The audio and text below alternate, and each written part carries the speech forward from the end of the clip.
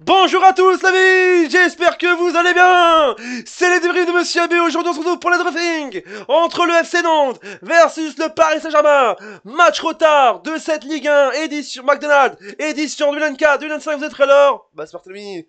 Mais avant de commencer, n'hésitez pas à vous abonner à la chaîne et activer la cloche dès que vous avez vu aucun plaisir. Et mettez le petit pouce l'ami pour ce débrief spécial fou l'ami. Foot l'ami, foot. De divers ouf l'ami et divertissement. Mais les amis, un match compliqué pour le Paris Saint-Germain ce soir, je vous dis déjà. Le FC Nantes qui est revenu au match nul, je vous dis déjà. À demi de la fin, le FC Nantes arrache le match nul, je vous dis déjà, face au Paris Saint-Germain. Mais le Paris Saint-Germain est toujours invaincu, les amis. Mais je vous dis, même en match de retard, le PSG est toujours là, je vous dis déjà.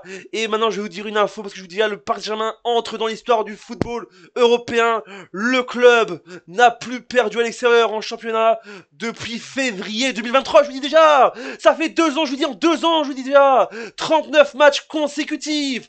Le record était là, jusque-là, détenu par mon club préféré, le club que je supporte, l'AC Milan, avec donc 38 matchs consécutifs.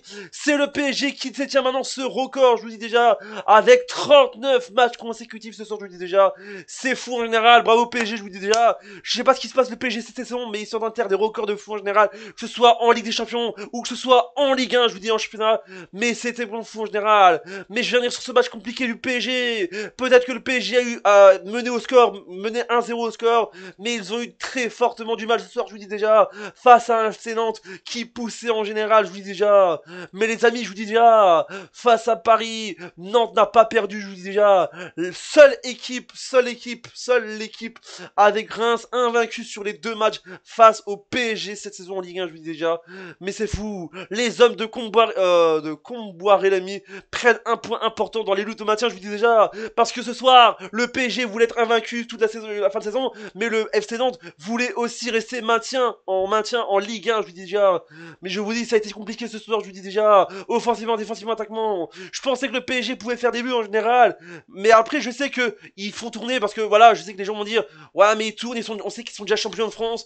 Donc voilà, je vous dis déjà, voilà. Mais voilà, moi, j'ai ce qu'avait dit Luis Enrique en conférence de presse, il avait dit, notre but, c'est le record, c'est d'être invaincu jusqu'à la fin de saison. Je vous dis déjà, il y a encore des matchs en général, je vous dis, il y a encore quelques matchs en général.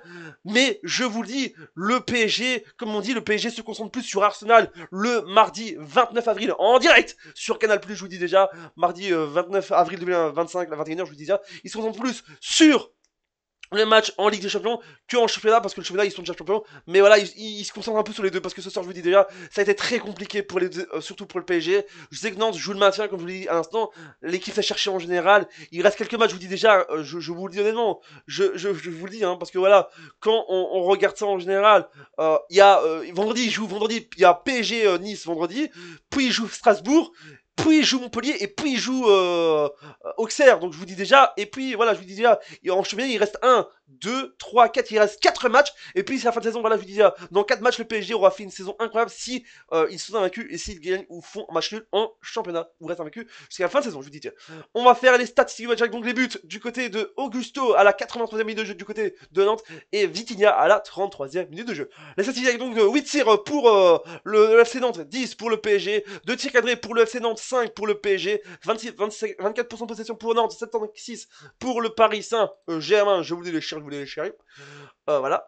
5 fautes pour Nantes, 9 pour le Paris Saint-Germain, 2 cartons jaunes pour Nantes, 0 pour le Paris Saint-Germain, 0 carton rouge pour les équipes, 1 hors-jeu pour les deux équipes et 4 corners pour les deux équipes.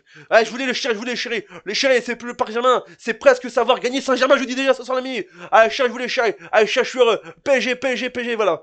Mais je vous le dis plus sérieusement, voilà, avec Sirena j'ai mis Sirena en disant que le PSG c'est magique. Allez, chéris, je vous dis, Paris c'est magique, je vous dis.